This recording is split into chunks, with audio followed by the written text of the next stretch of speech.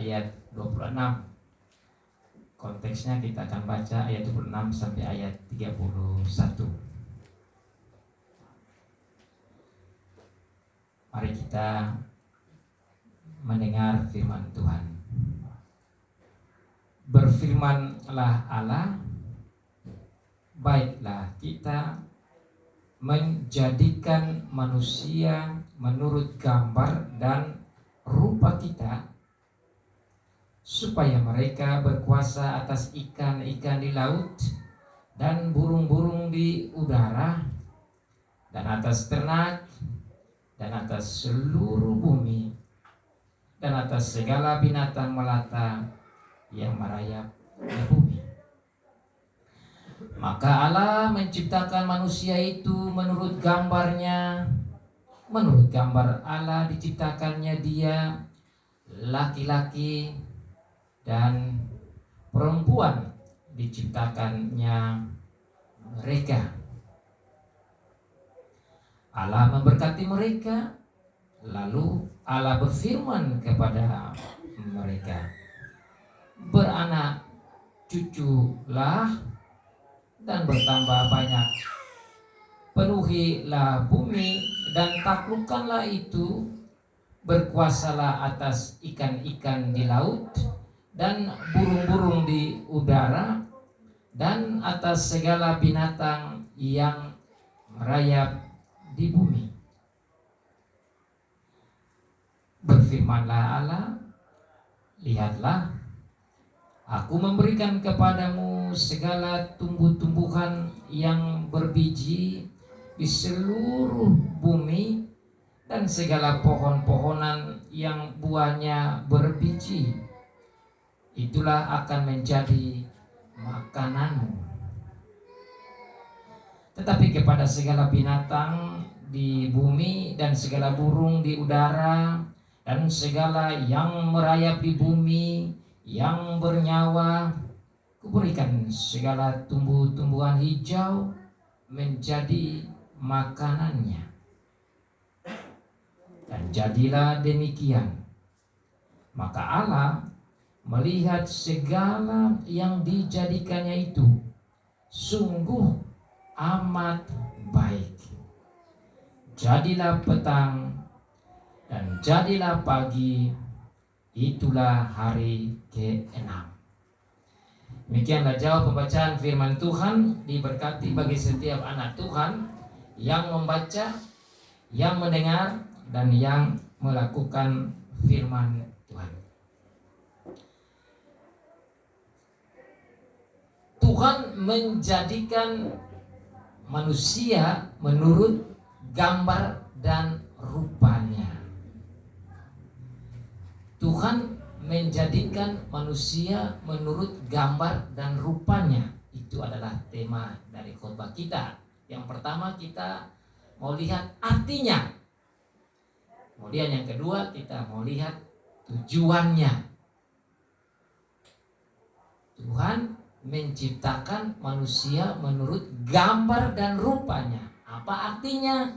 Apa tujuannya?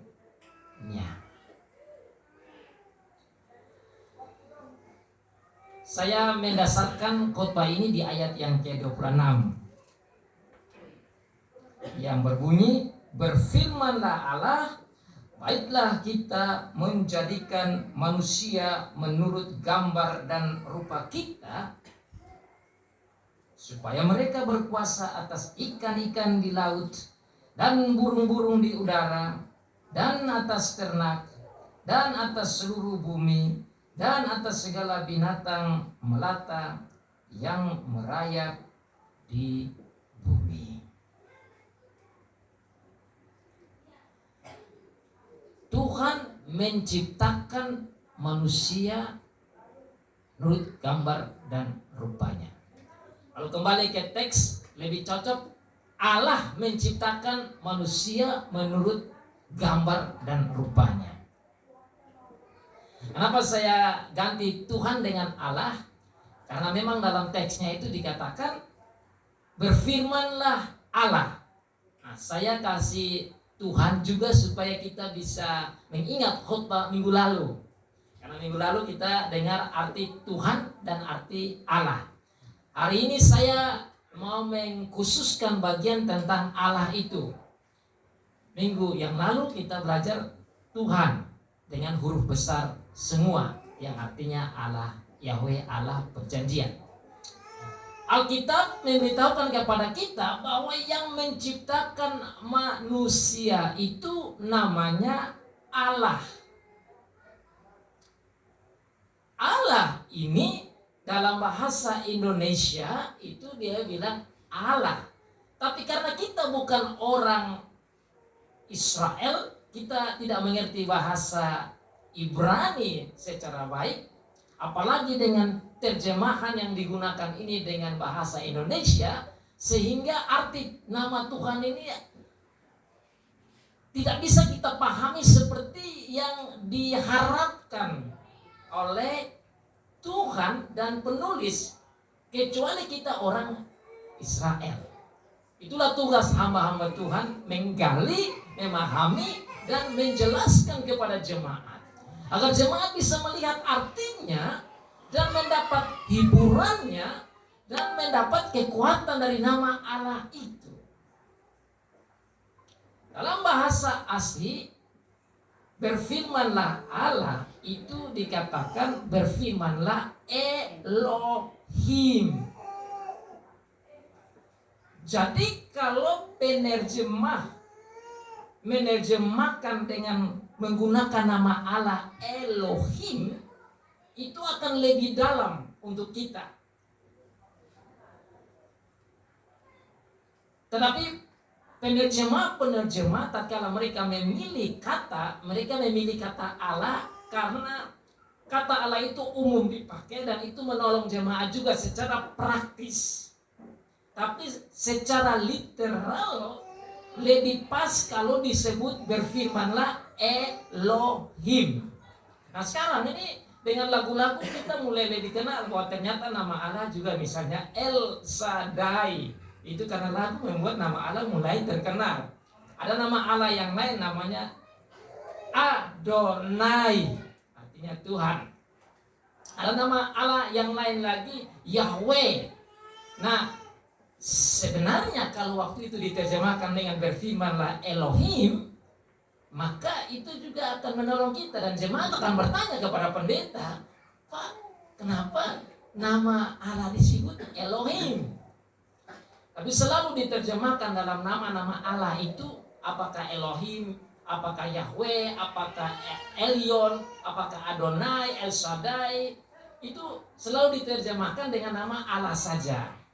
Sekali lagi ini tugas para pelayan firman untuk mencari tahu nama Allah dalam bahasa aslinya. Nah sekarang saya mau fokus di nama Allah yang digunakan di sini, yaitu Elohim. Seperti yang sebelumnya sudah saya katakan, nama Allah itu selalu dipakai sesuai dengan konteks waktu itu, tatkala firman itu disampaikan. Sekarang ini konteksnya penciptaan, maka nama Allah Elohim muncul. Tatkala Tuhan berkomunikasi dengan umat, nama yang lain muncul. Misalnya Yahweh yang minggu lalu kita belajar. Karena sudah ada relasi, komunikasi antara Tuhan dan umat, itu nama Tuhan sebagai Allah Yahweh yang setia, yang mau dekat dengan umat, nama Yahweh keluar. Kalau mereka mau pergi perang, itu nama Tuhan yang lain, misalnya namanya Yahweh Sabaoth. Itu menunjukkan bahwa dia perkasa, dia kuat, dia hebat. Nah, orang Israel dengan nama itu, dia pergi perang jadi kuat karena nama Allah yang kuat itu muncul. Itu contoh yang saya mau sampaikan biar jemaat mengerti bagaimana nama-nama Allah ini disampaikan sesuai dengan konteksnya tatkala firman disampaikan. Nah, kenapa nama yang Allah di sini tidak Yahweh sebagai Allah perjanjian? Kenapa bukan Sabaoth sebagai Allah yang kuat dalam perang, yang punya kekuatan langit? Kenapa tidak sebut Allah, nama Allah El Shaddai, tapi di sini Elohim? Nama Allah Elohim itu artinya Sang Pencipta. Kenapa Sang Pencipta? Memang dari ayat 1 sampai ayat terakhir ini bicara tentang karya penciptaannya. Konteksnya penciptaan.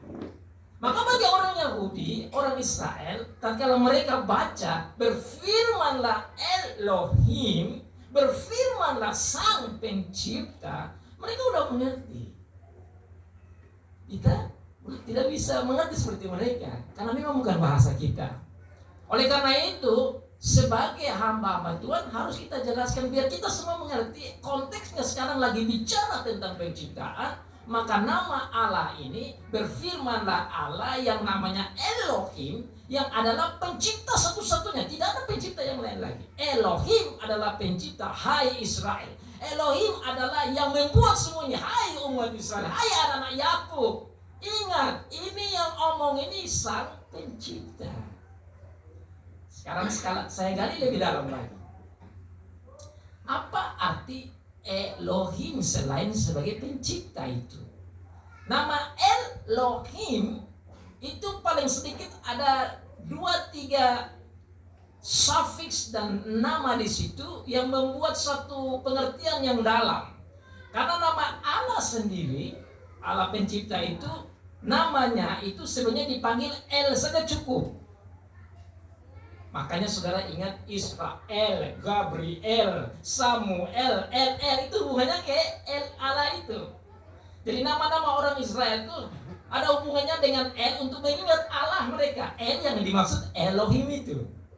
Nah, Allah yang namanya Elohim itu sebenarnya cukup dipanggil El saja. Berfirmanlah El, berfirmanlah Allah, pencipta itu. Namun kenapa nama di sini ditulis bukan saja El, Allah pencipta, tetapi ditulisnya Elohim. Sekali lagi diterjemahkan dengan Allah di sini. Berfirmanlah Elohim. Nah, ada 2 poin penting yang ingin saya bagikan. Elohim itu adalah cara orang Ibrani memberikan nama Allah, atau Allah menyampaikan kepada mereka namanya itu tidak saja El tetapi Elohim. Nah, ada him atau im di belakang.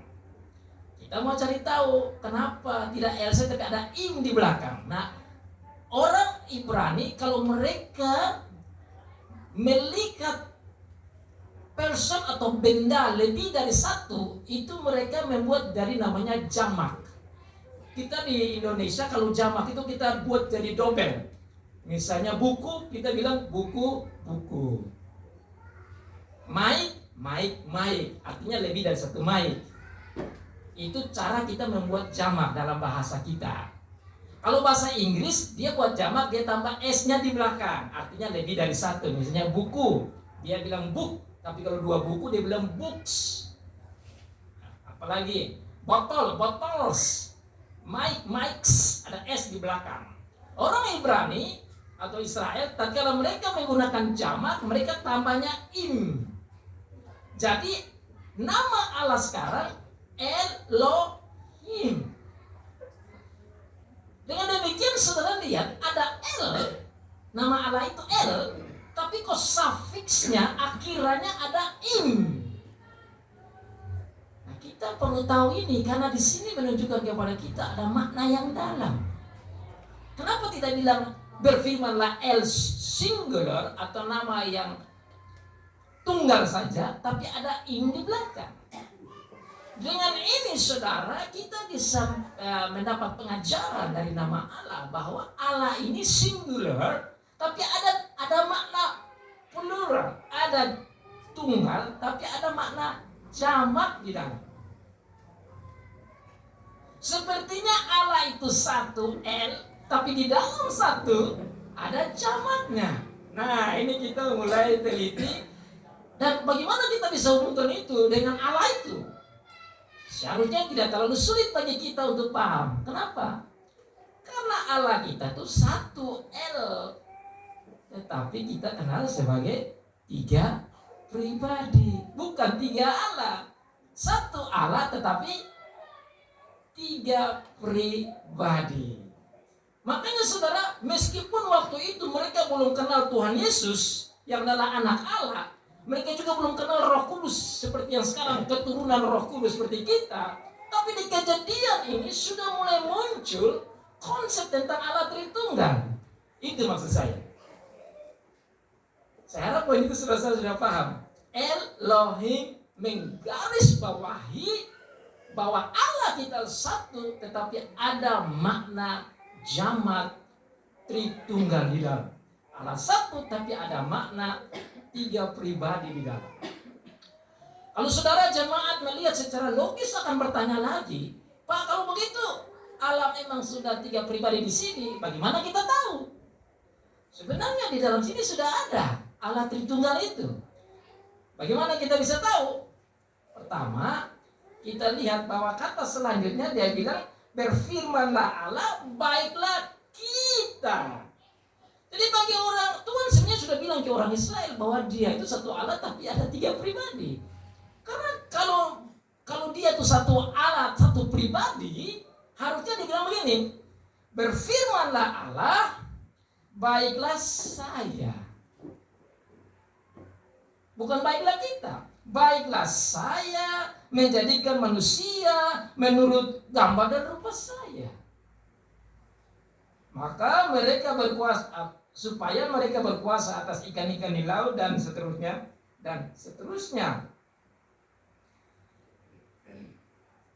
Jadi jemaat sudah bisa lihat bahwa dengan nama Elohim dan sufiks atau akhiran im itu, saya mau sampaikan di sini bahwa sebenarnya makna konsep Allah Tritunggal itu sudah ada di kitab Kejadian.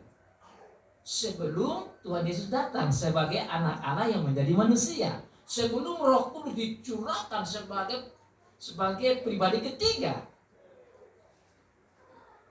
Jadi kata Elohim sudah menunjukkan makna Tritunggal. Nah, yang lain lagi, kalau saudara lihat ke ayat yang kedua, dikatakan di sana, gelap gulita menutupi samudera raya, dan Roh Allah melayang-layang di atas permukaan air. Berarti ada Allah pencipta, ada Roh Allah di sana. Jadi sudah ada sebenarnya makna Allah satu, tetapi pribadinya lebih dari satu, seperti yang dibuktikan di Perjanjian Baru. Kita di Perjanjian Baru lebih jelas dan lebih kaya dari mereka di Perjanjian Lama. Kenapa? Karena kita tahu Tuhan Yesus, kita melihat pekerjaan Roh Kudus setelah Roh Kudus dicurahkan. Tapi di sini saja sudah lihat itu Roh Kudus itu sudah ada di ayat yang kedua. Jadi tatkala disebut Allah Elohim, Adam itu sudah mengerti, Hawa sudah mengerti sebagai manusia pertama bahwa Allah Elohim itu satu Allah tetapi 3 pribadi. Nah sekarang kalau Bapak ini sudah jelas di sini sebagai pencipta, Roh Allah udah melayang-layang, Tuhan Yesus di mana? Sebagai pribadi kedua. Kitab Yohanes pasal 1 ayat 1 sampai 3 itu menjelaskan dengan baik di sana bahwa Allah menciptakan segala sesuatu itu lewat firman, dan pada mulanya itu adalah firman, dan bahwa tidak ada satupun yang dijadikan tanpa firman. Makanya Tuhan Allah berfirman. Jadi situ sebenarnya sudah jelas bahwa anak Allah, yaitu Tuhan Yesus yang menjadi manusia itu sudah ada di sana. Mari saudara buka dengan saya di dalam kitab Yohanes pasal 1, saya baca. Nanti baru dikatakan ayat 14 lebih jelas. Ayat 1 dari Yohanes pasal 1. Pada mulanya adalah firman. Firman itu bersama-sama dengan Allah. Dan firman itu adalah Allah. Firman adalah Allah. Pada mulanya bersama-sama dengan Allah, segala sesuatu dijadikan oleh Dia, dan tanpa Dia tidak ada satupun yang telah jadi dari segala yang telah dijadikan, yaitu firman. Nah, ayat 14. Firman itu telah menjadi manusia dan diam di antara kita, dan kita telah melihat kemuliaannya, yaitu kemuliaan yang diberikan kepadanya sebagai anak tunggal Bapa, penuh kasih karunia dan kebenaran. Kalau saudara hubungkan dengan ayat ini, bahkan ayat 1 sampai ayat 3 tadi, menjadi jelaslah bahwa firman adalah anak Allah. Jadi ada Bapa pencipta, ada firman yang menjadi pencipta juga di situ, terlibat dalam penciptaan, dan ada Roh Kudus yang melayang-layang juga terlibat dalam penciptaan.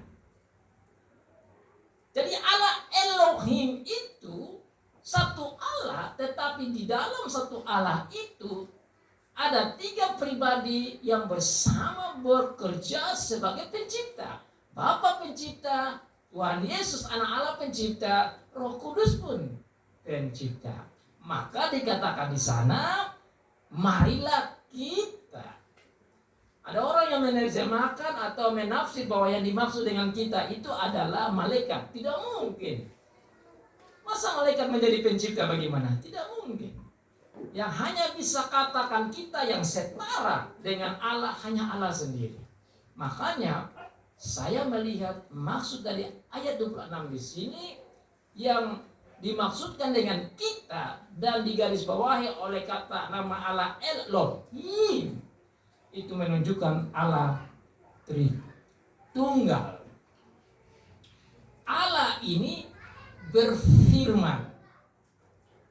Dia yang berfirman, berarti dalam menciptakan manusia itu bukan keinginan manusia sendiri, bukan keinginan malaikat, bukan keinginan oknum-oknum di luar Allah. Allah yang berfirman, yang berinisiatif, yang berkeinginan, yang berencana untuk menciptakan manusia.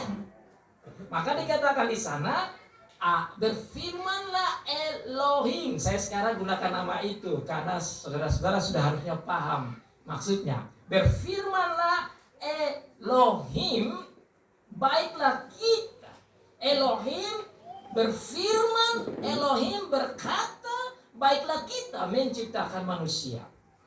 Dengan berkata Elohim berfirman, menunjukkan bahwa Elohim yang berpikir, yang berinisiatif, yang berkehendak untuk menghadirkan manusia. Nah, kalau saudara melihat itu, maka manusia hadir karena kehendak Elohim, Allah Tritunggal. Manusia hadir karena ada keinginan cinta kasih yang dalam dari Allah itu. Nah, kalau saudara dan saya lihat ini, betapa berharganya saudara dan saya. Siapapun kita, sangat berharga di hadapan Tuhan. Karena kita ini ada, Adam dan Hawa ada, bukan karena keinginannya. Bukan karena kemauan Adam untuk ada di bumi. Bukan karena keinginan Hawa untuk ada di bumi. Dan seluruh turunannya, saudara dan saya juga tidak bisa datang karena maunya kita, tapi kita hadir karena kemauan Allah. Nah, saya mau masuk lebih dalam di sana lagi.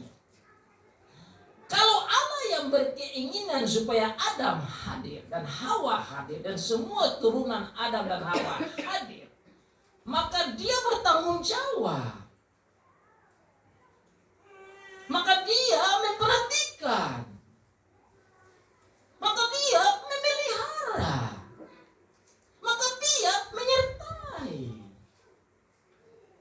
Jadi saudara, kalau kita hadapi apapun, saudara ingat, saya hadir karena Dia. Tantangan apapun kita hadapi, ingat saudara bukan datang karena Bapa dan Mak. Memang betul, logikanya lewat ayah dan ibu hadirlah kita. Tapi kalau saudara lihat dengan kacamata ini, manusia tidak bisa hadir tanpa Allah.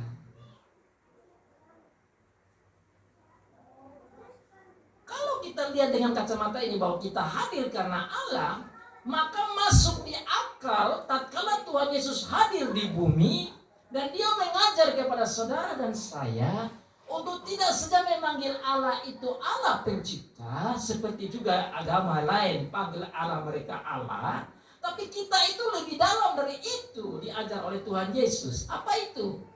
Dia bilang kalau berdoa, panggillah Allah itu apa? Bapa. Waduh, saudara, kalau renung ini saudara luar biasa. Inilah cara kita percaya Tuhan itu begitu. Kita harus mengerti baik-baik supaya kita punya relasi dengan Tuhan itu dalam dan ada dasarnya. Inilah arti Tuhan ciptakan kita itu. Kita tidak panggil Allah itu sebagai pencipta yang ada lagu from a distance, dari jauh. Allah itu tidak dari jauh. Allah itu dekat sekali. Allah itu rapat sekali. Karena Allah hadirkan kita dalam cinta yang dalam, dalam kuasa yang hebat. Maka kita itu diminta oleh Tuhan Yesus untuk menolong mindset pikiran kita. Lihat Allah itu sebagai Bapamu. Nah, sekarang saudara bisa lihat bagaimana hubungan kita dengan Bapa. Masa Bapa jauh sama anak? Tidak ada Bapa itu jauh. Tidak ada. Manusia yang lemah. Jangan kita bicara tentang manusia, Bapa anak. Bapak atau anggaplah bapak dari singa misalnya paling jahat. Apa dia pernah makan anaknya? Sejahat-jahat singa pun ayah itu dari singa. Dia dekat dan dia pelihara dan dia pertahankan untuk anaknya. Burung elang sama juga. Seluruh binatang saja bisa begitu. Apalagi manusia. Manusia saja sebagai ayah bisa dekat sama anak. Apalagi Allah yang menghadirkan kita. Ini yang saya mau saudara renungkan untuk mau saya nih mendorong jemaat untuk dekat dengan Allah, dekat dengan Bapa itu karena dasar di sini. Tuhan mau Adam itu berelasi dengan dia seperti dia itu bapaknya. Tuhan mau Hawa juga sama, berelasi dengan Allah itu seperti bapaknya. Karena saya baru kamu ada. Saya punya mau, saya punya firman, saya punya inisiatif. Bahkan dia bilang, baiklah kita, itu adalah semacam diskusi seperti musyawarah Allah Tritunggal untuk menghadirkan manusia. Jadi saya melihat bahwa Adam melihat waktu itu belum jatuh dalam dosa, melihat Tuhan sebagai Bapa, bahkan bukan saja Bapa secara spiritual seperti yang kita pikir, tetapi lebih dari itu sebagai fisikal juga. Memang Allah itu roh, tapi konsepnya harus merasa seakan-akan Allah itu Bapa kita secara fisikal, secara lahiriah, dan kita boleh melihat Allah itu seperti Bapa lahiriah, meskipun dia itu spirit. Nah, bagaimana saudara bisa melihat itu? Saya ada dasar Alkitabnya. Saya udah teliti itu dan saya dapati. Nah, dapatinya di mana? Ada di dalam Lukas atau Matius pasal yang ke-3. Mari kita lihat di silsilah daripada, mungkin di kitab Lukas lebih kuat. Silsilah daripada Tuhan Yesus Kristus. Mari kita buka di sana. We see the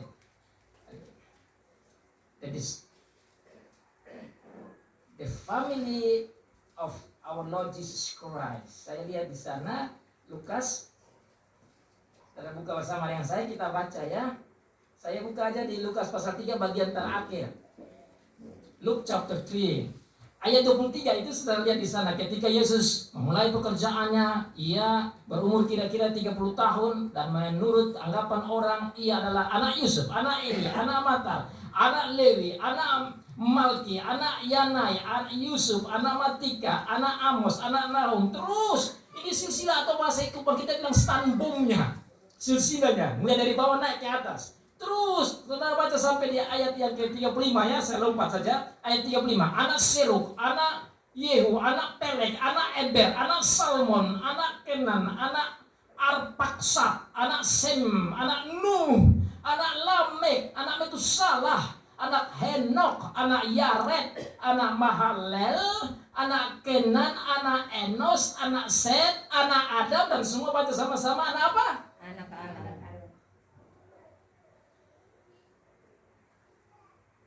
Silsilah Tuhan Yesus sampai ke Adam, itu artinya Adam itu obat terakhir toh. Yang terakhir ya Adam. Tapi Tuhan tidak berhenti, ini firman Tuhan tidak berhenti di Adam. Tapi Adam punya bapa, itu siapa? Allah. Nah, kenapa saya mengarah ke sini? Kita berpikir bahwa Allah itu seperti Bapa spiritual, Bapa rohani saja. Karena Allah, tapi itu yang kita pikir. Tapi silsilah ini tidak bicara tentang Bapa-Bapa rohani. Ini adalah Bapa-Bapa darah daging itu. Ya kan? Secara darah, secara daging, secara fisik. Bapak-bapaknya opo terus sampai ke atas.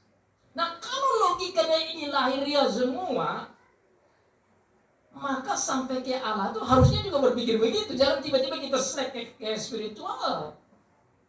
Kenapa saya bilang begini? Maksud saya, memang Allah itu roh, spirit, roh. Tetapi karena firman bilang begini, maka konsep kita tentang Allah sang pencipta, jangan saja melihat dia seperti Allah yang rohani, yang seperti tidak lihat saja, tapi seakan-akan lahiriah juga. Kenapa ini saya mau tandaskan di sini? Maksudnya saya, kalau saudara mau dekat dengan Bapa dan Bapa mau dekat dengan kita sebagai yang lahiriah, haruslah kita dengan Allah itu begitu. Sekarang kita mau melihat lebih dalam, bagaimana kita bisa lebih dekat dengan Bapa yang seperti lahiriah itu. Ya artinya dalam komunikasi kita. Masa kita mau ketemu dengan Bapa, jangan ngomong dengan Bapa, Mama dengan Bapa saja maunya dekat, omong-omong terus, cerita, kan asik gitu. Ya kan, suami istri, kakak adik, bapak anak harusnya begitu. Nah kalau Bapak mau dekat dengan anak-anak mau dekat dengan Bapak supaya asik dan indah, harusnya kita dengan Bapak dan Bapak dengan kita begitu. Bapak mau dekat dengan kita dengan firman, kirim lagi hamba-hambanya, pengkhotbah, maunya dia dekat sama kita. Terus kita ini bagaimana? Sejauh apa? Jadi kalau pendeta bilang ayolah baca firman, itu kan dorong-dorong saja. Kalau jemaat yang sudah dewasa, saudara-saudara, kita sendiri sadar untuk dekat dengan Bapa, karena Bapa sudah dekat dengan kita. Jangan harus didorong-dorong lagi untuk dekat-dekat dengan Bapa. Kita sendiri harus sadar itu, dan kita didik anak-anak kita untuk dekat dengan Bapa sama dengan kita mau dekat dengan Bapa kita itu. Itu yang Tuhan Yesus mau. Sama seperti Tuhan Yesus dekat dengan Bapa, Bapa dekat dengan dia, dia mau kita juga dekat dengan Bapa di surga. Maka kita harus berkomunikasi dengan Bapa itu sama seperti kita dekat dengan Bapa kita yang lahiriah. Baik secara spiritual, rohani, tapi juga secara fisikal lahiriah.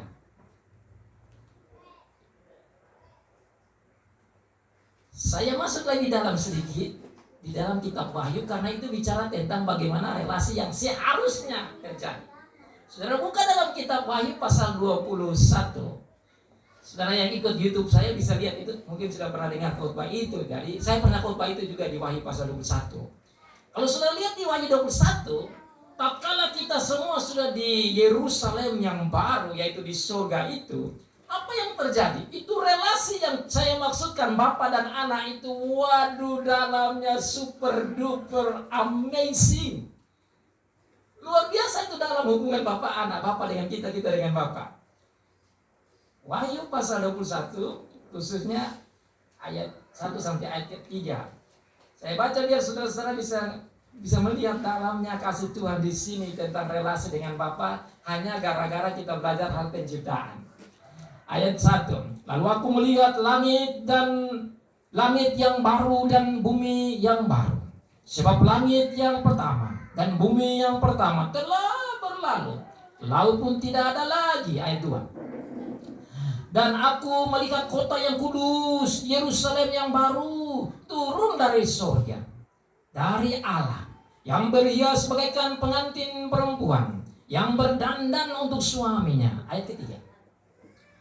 Lalu aku mendengar suara yang nyaring dari takhta itu berkata, lihatlah kemah Allah ada di tengah-tengah manusia, dan ia akan diam bersama-sama dengan mereka. Mereka akan menjadi umatnya, dan ia akan menjadi Allah mereka. Dan ia akan menghapus segala air mata dari mata mereka, dan maut tidak akan ada lagi perkabungan atau ratap tangis dan duka cita, sebab segala sesuatu yang lama itu telah berlalu. Apa maksud saya di sini? Khusus ayat 3. Ada 3 kata yang saya sudah pernah khotbah di sini. Ada 3 kata penting. Ada. Bersama. Bahasa Inggrisnya with. Kalau bahasa Yunaninya meta. Nah, apa itu ada bersama? Itu sama dengan saya tadi omong, Bapak itu mau dengan anak itu harusnya dengan Bapak. Nah, di dalam sini dikatakan di sorga itu Tuhan itu ada di dalam kita, tinggal dalam kita tinggal dengan Dia. Very close, intimate relationship.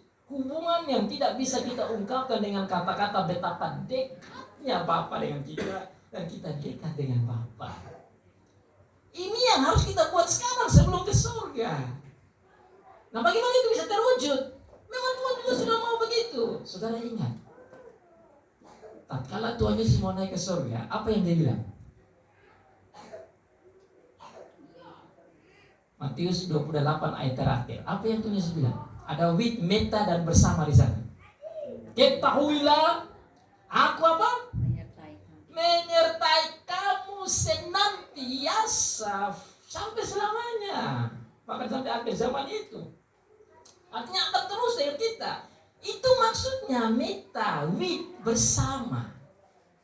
Ini belum terjadi sampai di surga yang pasal 21 Wahyu saja. Dia sudah bilang begitu. Makanya dia dikatakan Allah Immanuel, Allah beserta kita.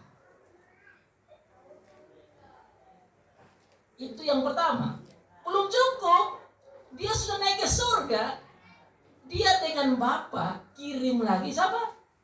Roh Kudus. Nah, Roh Kudus itu tinggal di mana? 1 Korintus pasal 3 ayat yang ke-16 bilang apa? You are the temple of God. Engkau adalah tempat tinggalnya bait Allah, tempat tinggalnya Roh Kudus. Sama dengan 1 Korintus 6 ayat 19. Kita ini tempat tinggalnya Roh Kudus. Maka Bapa ada dengan kita sebagai Bapa, Tuhan Yesus sebagai Allah Immanuel ada dengan kita, Roh Kudus juga ada dengan kita. Saudara, itu luar biasa. Dan saya selalu pikir, kalau kita itu ada orang zaman sekarang tidak, nih Pak Marif bilang kalau zaman dulu tuh orang suka berkelahi ya. Zaman sekarang udah kurang. Nah, kalau suka berkelahi, kalau temannya memang tukang bajingan, tukang pukul, wah dia suka karena bersama dia itu ada tukang pukul. Tapi kita tidak bayangkan yang ada di dalam kita ini lebih hebat, tidak bisa dibayangkan dari tukang-tukang pukul itu. Ayo coba kita bayangkan Tuhan kita ini. Waduh saudara, luar biasa itu Tuhan. Makanya firman ini kita harus baca, kita renung dan kita aplikasikan. Saudara mau sendiri, tidak khawatir. Suami meninggal, tidak khawatir. Anak meninggal, tidak khawatir. Bapak meninggal, tidak terlalu khawatir. Jangan bersedih berkepanjangan, seakan-akan sudah habis semua. Ini Tuhan bilang, I am with you. Bapak menyertai kita. Tuhan Yesus bilang, saya bersama dengan engkau. Roh Kudus, saya bersama dengan engkau. Saudara mau kerja, tidak usah khawatir. Anak-anak pergi ke sekolah, tidak usah khawatir. Kita juga tidak bisa jaga dia terus. Tapi ada Allah yang ada di dalam dia. Makanya saudara, pernah saya khotbah juga dalam Mazmur 121 bilang apa? Ia selalu ada sebagai penjagamu. Penjagamu adalah naunganmu. Atau naungan itu seperti melindungimu. Ada di sebelah kananmu. Dan kata kanan seperti perisai. Orang pegang perisai di kanan. Tuhan melindungimu. Masukmu, keluarmu, jalanmu. Nah kalau gini kan kita bisa terapkan di hidup kita. Kita sendiri, kita bersama, apapun yang terjadi. Itu hanya maksud kata Elohim yang berfirman dan mau menjadikan manusia, sehingga manusia melihat dia sebagai Bapa yang dekat, Bapa yang luar biasa, Bapa yang mau mengasihi, Bapa yang mau menyertai. Dan karena dia begitu baik, dia ciptakan manusia itu tidak seperti binatang, seperti teori evolusi. Dia menciptakan manusia itu tidak seperti bulan. Dia menciptakan manusia itu tidak seperti matahari. Makanya kalau ada kepercayaan ada yang turunan dari buaya, itu tidak alkitabiah. Sehingga ada orang tidak mau makan binatang tertentu, katanya orang-orang tua bilang mereka turunan rusa, turunan sapi, tidak memakan sapi, tidak memakan ini, karena ada turunan-turunan dari sana. Itu pengajaran non Alkitab. Kita bukan begitu. Kita diciptakan dengan rencana yang baik dan dalam rupa dan gambar dari Bapa kita. Waduh, saudara, itu kan luar biasa. Tuhan menciptakan kita menurut gambar dan rupa. Dan saya ringkaskan itu dulu. Karena kata gambar dan rupa banyak orang salah paham. Gambar sama dengan rupa itu adalah cara orang Ibrani membuat dua kali hanya untuk mendapatkan menggaris bawahi hal yang sama. Maka saudara bisa lihat misalnya di pasal 5 itu anak dari Adam itu menurut gambar Adam dan seterusnya dan seterusnya. Nah, sekarang kita mau tanya apa yang dimaksud gambar atau rupa itu. Kalau kita melihat secara fisikal memang tidak bisa karena Tuhan kan bukan fisik. Tapi kalau dikatakan Tuhan menciptakan manusia menurut gambar dan rupanya, artinya secara spiritual. Nah, kalau spiritual saudara-saudara, maka adalah hal yang tidak bisa kita lihat. Nah, apa yang tidak bisa kita lihat? Ada 3 hal penting, saudara boleh ingat. Yang dimaksud diciptakan di dalam gambar dan rupa Allah itu, yaitu di dalam kebenaran, di dalam kesucian, dan di dalam pengetahuan yang surgawi. Saudara bisa buka di Katekismus Heidelberg juga ajar yang sama. Yang dimaksud dengan kita diciptakan dalam gambar atau rupa Allah, yaitu kita sama dengan Allah dalam kebenaran, kesucian, dan pengetahuan surgawi. Waktu itu, sehingga Adam dan Hawa itu pengetahuan surgawinya itu clear, bagus, tidak ada kejahatannya. Adam dan Hawa itu memiliki kebenaran, tidak ada kejahatannya. Adam dan Hawa hidup dalam kesucian, tidak ada kejahatannya. Itu hanya tatkala manusia jatuh dalam dosa, ini semua jadi rusak. Kita bilang menjadi rusak, kita punya sifat, kita cenderung berdosa, kita cenderung berpikir yang jahat karena dosa itu. Tapi awalnya Tuhan tidak ciptakan manusia begitu. Maka saudara, dalam pengetahuan itu ada hubungan dengan pekerjaan seorang nabi. Nabi tugasnya kayak kita nih, mengajar pengetahuan surgawi.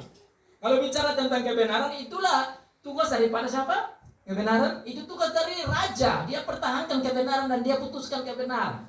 Kalau kesucian itu tugas dari imam-imam, menunjukkan kesucian dipersembahkan ke Tuhan. Nah, tatkala manusia jatuh dalam dosa, hilanglah posisi sebagai raja, sebagai nabi, dan sebagai imam. Hilang pengetahuan, hilang kebenaran, hilang kesucian. Nah, Tuhan itu baik. Sebelum kirim Tuhan Yesus, Dia kirim nabi-nabi. Apa tugas nabi-nabi? Tugasnya untuk membutuhkan pengetahuan tadi itu yang sudah hilang itu supaya kembali ke orang Israel. Kirimlah Tuhan imam-imam. Apa tugas imam-imam? Mempersembahkan kekudusan itu. Apa yang Tuhan kirim berikut? Yaitu raja-raja di Israel, supaya raja-raja mempertahankan kebenaran. Di Perjanjian Lama penuh dengan wakil-wakil Tuhan, raja-raja, imam-imam, nabi-nabi, untuk kembali kepada tadi itu supaya image-nya, gambar Allah itu tetap ada. Tuhan mau mengangkat manusia untuk bisa hidup menurut gambar Allah. Tapi mereka kan lemah. Maka Tuhan mengirim Tuhan Yesus supaya Adam yang kedua itu bisa tunjuk kepada manusia bagaimana menjadi sebagai Adam yang seharusnya. Sehingga Tuhan Yesus menjadi raja, menjadi imam, dan menjadi nabi. Itu juga di Katekismus clear. Kalau saudara di sini belajar Katekismus, pasti ini tidak perlu banyak dibicarakan. Katekismus minggu ke-11 dan minggu ke-12 tentang posisi daripada Tuhan Yesus sebagai raja, imam, dan nabi, yang mau supaya kita ini juga para pengikut Kristus, orang Kristen, hidup dalam kebenaran, kekudusan, dan pengetahuan sebagai raja, imam, dan nabi.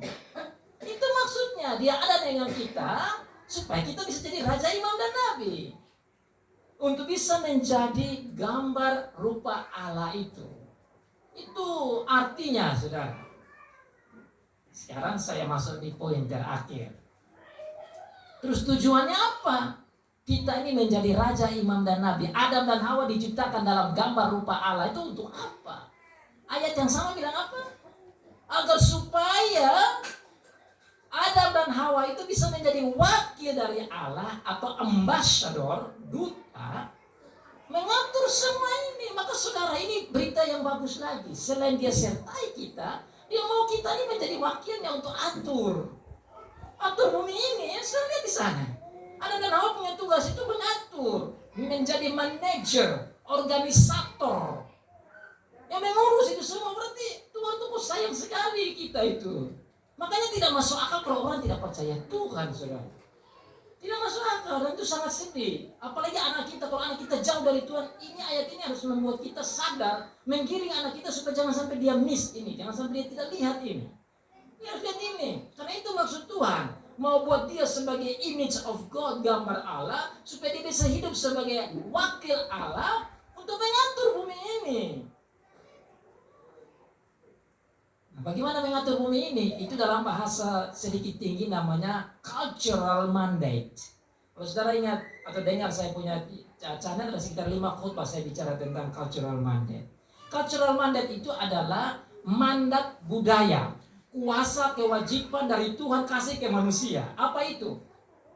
Beranak cuculah, kamu bertambah banyak, isi bumi, taklukkan dunia ini, kuasai semua itu. Makanya di gereja sini saya bilang, yang kawin baru tadi Pak Dion saya baru bilang, ini Pak Dion baru 1. Maka Timah saya bilang bikin 10. Bukan saja untuk keluarga Timah banyak, biar gereja banyak dan Tuhan punya juga banyak. Yang belum punya anak, kalau ada uang, ambil orang punya anak, bantu supaya dia berkembang lagi, tambah anak. Dan ada anak banyak bukan asal anak banyak. Kita harus training untuk jadi image of God gitu. Jadi gambar Allah itu maksudnya. Dan Tuhan itu bilang, I am with you, saya menyertai kamu. Ini kuasanya itu. Tujuannya apa? Untuk mengatur bumi ini. Nah, saya tidak punya waktu banyak, tapi karena saya mau pulang ke Malang, saya pikir saya sharing ini. Apa ini maksud itu? Menjalankan tugas mandat, isi muka bumi ini, mengisi, beranak cucu dan lain sebagainya. Kalau saya lihat itu mandat di ayat 28 yang ada 5 poin itu, saudara, itu ada, kalau bahasa aslinya itu lah semua. Beranak cuculah, bertambah banyaklah, penuhilah. Kalau bahasa Indonesia tidak tambah itu, penuhilah, taklukkanlah, kuasailah, artinya perintah semua. Nah, itu bagi mereka, supaya mereka kasih tahu ke cucu-cucunya, anak-anak semua, untuk kuasai bumi ini, untuk atur. Nah, saya aplikasi saya untuk kita sekarang. Terus bagaimana kita sekarang mengatur sebagai gambar Allah di bumi ini? Caranya apa? Ya, saudara-saudara dan saya ini punya tugas masing-masing. Ibu punya itu misalnya di dapur, itu juga cultural mandate. Itu adalah mandat budaya. Yang punya kemampuan menyanyi, kembangkan itu mandat budaya. Yang bisa berelasi dengan orang lain untuk bangun orang lain, itu mandat budaya dari Tuhan.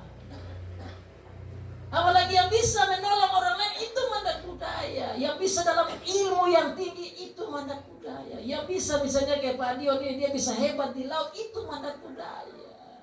Yang bisa di pertanian, itu mandat budaya. Yang bisa di seni, itu mandat budaya. Yang bisa di bahasa seperti Ibu Nova, itu mandat budaya.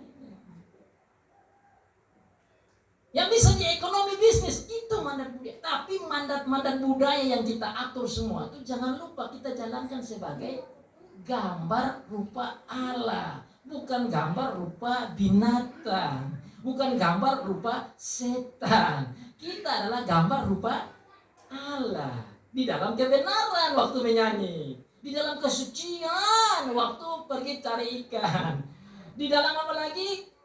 Pengetahuan surgawi di dalam mengajar misalnya.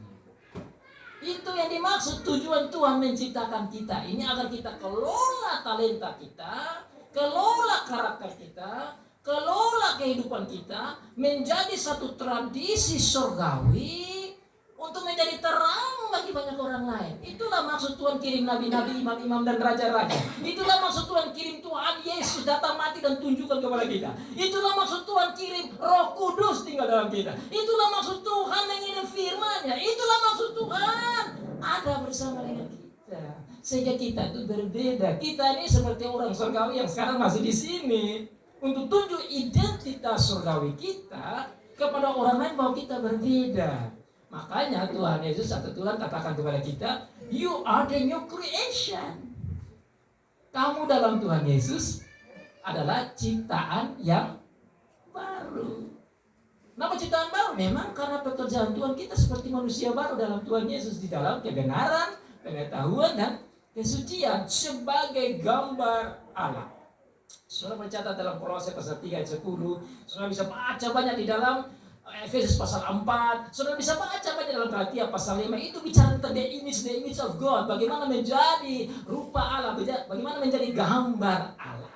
Sehingga dalam seluruh aspek hidup kita, apapun yang kita buat, bisnis kita, ekonomi kita, perdagangan kita, pekerjaan kita, kesenian kita, kehidupan kita, aspek semua yang ada di bumi ini, kita pakai sebagai the image of God, gambar dari Allah yang ada di dalam kita. Mari kita pulang saudara-saudara dan bersyukur untuk karya penciptaan Tuhan yang menciptakan kita dalam gambar dan rupa Dia. Mari kita bersyukur bahwa Dia adalah Bapa kita. Mari kita bersyukur bahwa kita hadir karena Dia. Mari kita bersyukur bahwa Dialah yang membuat kita hadir. Mari kita bersyukur bahwa Dia kasih kita begini banyak kasih, karunia, dan berkat. Mari kita bersyukur cita karena Dia kirim nabi-nabi, imam-imam, dan raja-raja di perjanjian lama. Mari kita bersyukur bahwa Dia kasih kita firman Tuhan. Mari kita bersyukur bahwa Tuhan Yesus ada bersama dengan kita. Mari kita bersyukur untuk Roh Kudus. Mari kita bersyukur bahwa Dia membuat kita spesial sebagai gambar rupa Allah. Sehingga kita bisa bercahaya dengan cahaya surga dalam seluruh kehidupan kita sebagai ucap syukur untuk karya penciptaan, penebusan, dan penebusannya. Amin.